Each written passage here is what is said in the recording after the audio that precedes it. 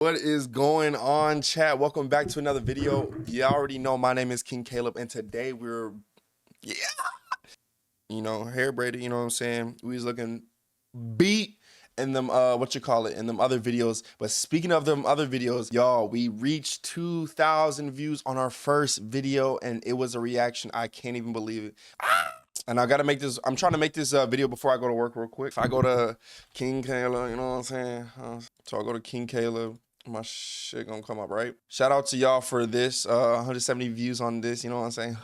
But no, look, if you go to popular, Terrence Crawford humbles everyone, you know what I'm saying? Woo! 2.1, 1.9. So we just, and then this one reached 1.2K views, and bro,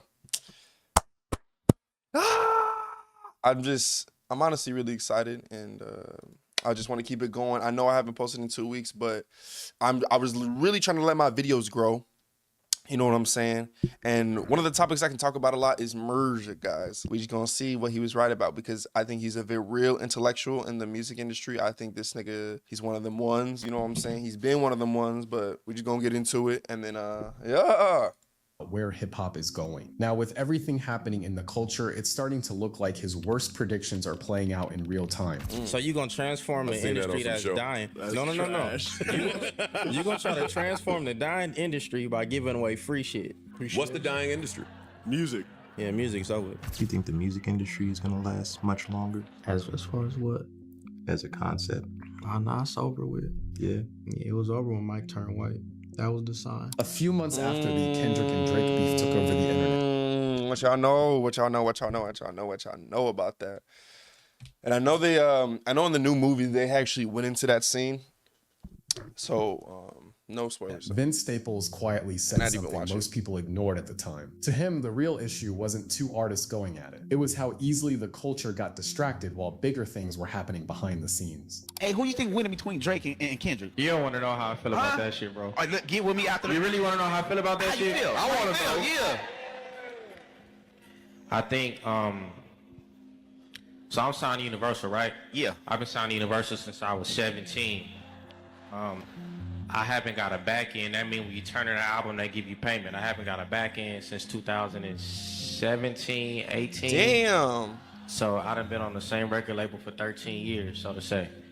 That record label just folded all of its independent labels and subsidiaries into each other, which means how we was kids, you got Rockefeller, you got Def Jam, you got all these things. None of them exist no more. They fired all the heads of the labels, and if they didn't, they turned them into glorified A&Rs. They cut off 50% of the people who work in all these departments. Most of those people is us, people of color that come from hip-hop and R&B and these other things, right? Then you got record labels opening up IPOs. You got record labels destroying their relationships with TikTok, Spotify, things that pay out artists because they want to start their own shit. So then we getting priced out of our contracts. We getting priced out of our imprints. There are no labels basically that are incentivized to sign black music, and it's happening in front of our eyes.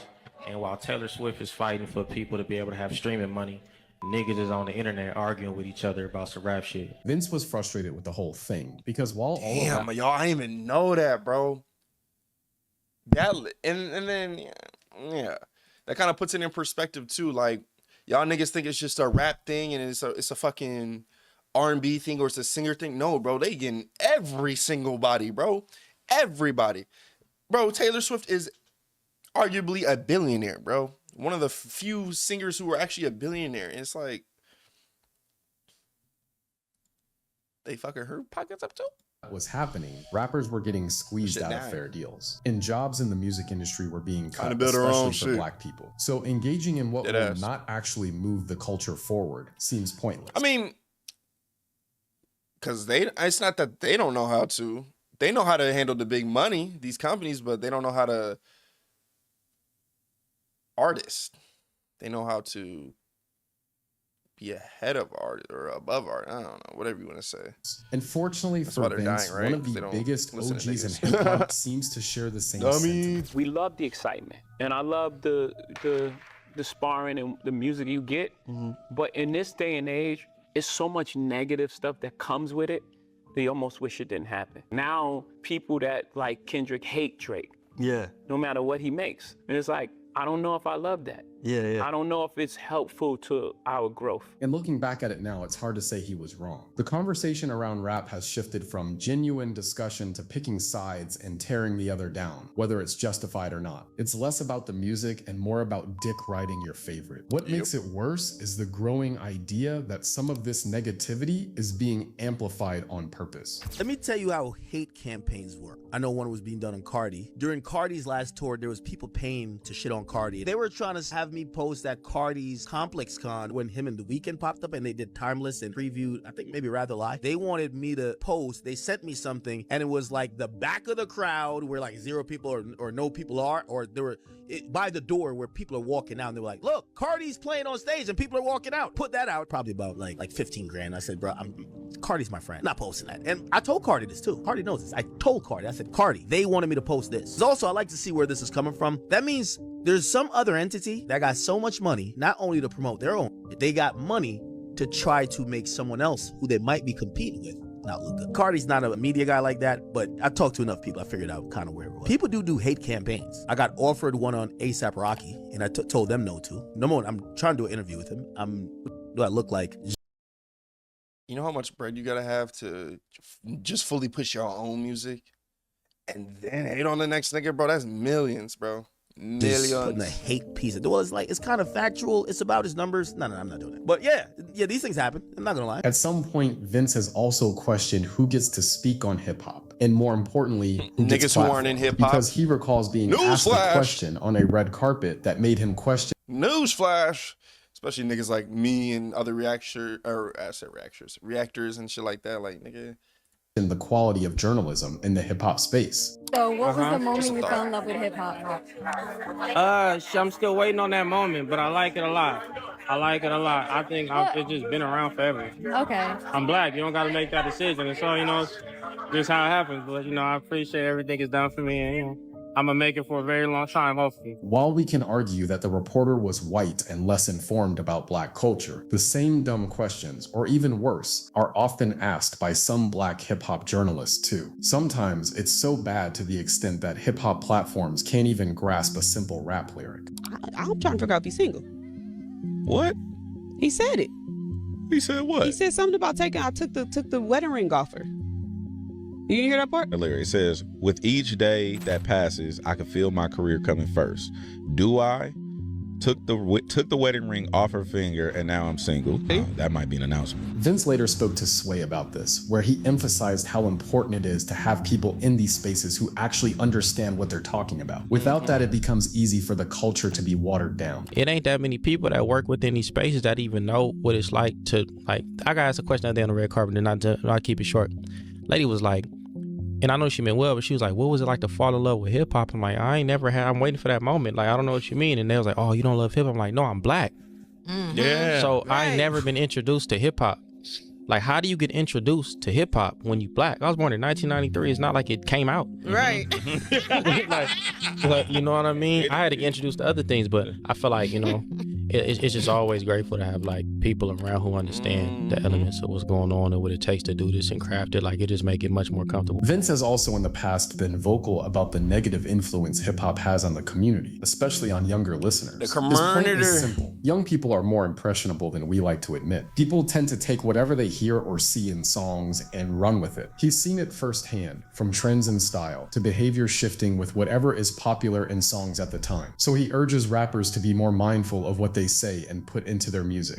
Life does very much so imitate art, which is why it's important to think about the things that we create and the things that we say, because you don't know if the people that's working in the robotics companies was watching Terminator and being like, I want to make that. You see it a lot in our community, bro. Like, I promise you, bro, I've been out here for a long time, and until Chief Keef came out, it did not look like this in these streets, bro. Like, kids is hearing Percocet in a song and then going to get high, and like, I see it literally every day, and it's because of the music. I'm from a place where like it wasn't nobody with like. Now let's take a break, because music is very influential, and music, he has a point, but you also gotta like separate the two, because at the end of the day, the music cannot, like, it can drive you to do a lot of things, but it's you ultimately in your head making that choice to do said thing.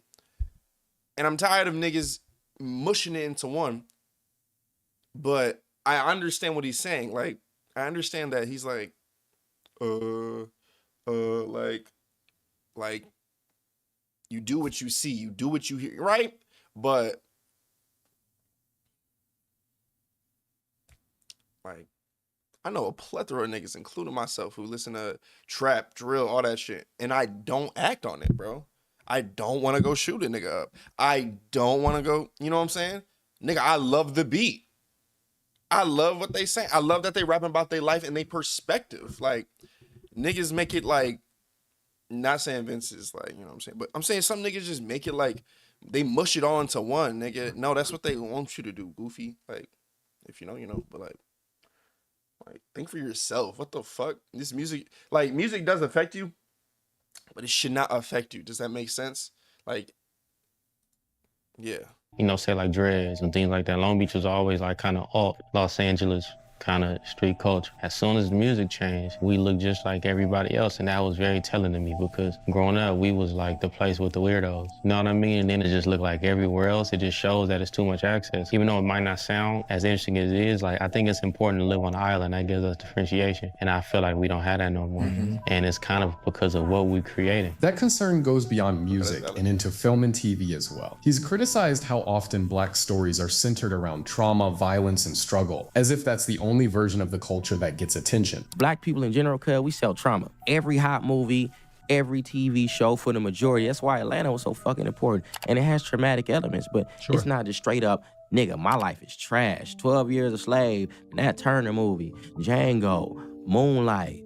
Let's keep it going. We can all name one right now. For Black people, the Black business is trauma. That's what we got. Keeping Up with the Kardashians, all these other shows, they having a good time. It's reality TV just chilling. We can't even have reality TV where niggas ain't trying to squabble. Over time, that kind of constant exposure can influence how people see them. That is true. That's what I'd be pissed off. Like, bro, baddies is such a humiliation ritual to me. Like, y'all don't even want to get into that shit, bro. Like, I'm like sitting here, bro. Like, I think some of these bitches don't even in real life know each other to the point where they want to squabble, but they just end up squabbling. Themselves and what they believe in. Vince isn't denying that these realities exist. He's questioning why they're almost the only stories being told, and what that does to a community that's constantly consuming them. In one conversation, Vince went as far as saying hip-hop has done more harm to the Black community than drugs. Constant glorification of guns, drugs, and violence has become normal in hip-hop. What's done more harm to the Black community, crack cocaine or processed sugar? Hip-hop and R&B. Really? As a rapper, you say that? I know what my job is. Why do you say that? Shoot guns, smoke crack, bitches. You know what I mean? The right beat. Where the hoes, where the bitches. Where the hoes, where the bitches, and the crack at. Just kill the go on the back street. Yay. And so, is this an anti-hip-hop and rap PSA? No, not as long as I'm doing it. Got it. But know you're selling the poison. Even as a rapper, Vince sees this kind of content as a form of selling poison to the community. This is a sad reality that's quite very self-aware. Very self-aware. I like that. Uncomfortable. And what makes it hit even harder is that Vince never excluded himself from that conversation because he understands the role he plays in it. Vince has also called out the culture's obsession with gangster rap and how it pressures artists to fit a certain image. He's talked about getting messages from fans telling him to go back to making more aggressive street. Suck my dick. All that fitting a certain image shit nowadays, bro, out the window, bro. You can look like fucking nigga from Monsters, Inc. EOS, you still sound good now. Focus music. To him, that mindset is exhausting, where the expectation is to constantly rap about violence just to match what people think hip-hop should sound like. I don't want to be listening like when niggas just talking about. I just be getting mad. What do you hate hearing niggas talk about?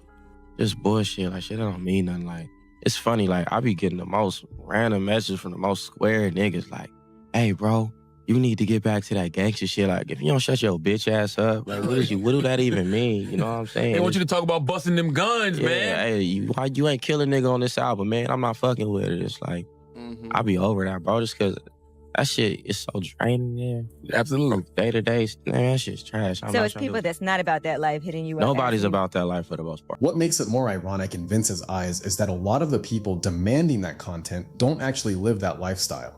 You are a bitch, and it's okay to be a bitch. You could be James Baldwin. Stop trying to be tough. I say that with love. Which camera? I'm right here. You are a bitch. Your mama raised a good boy. Oh, mama raised a good boy, y'all. I don't even care. I'm a bitch. Come see about it though. You really, you know what I'm saying? But yo, bro, I don't even care. Shit.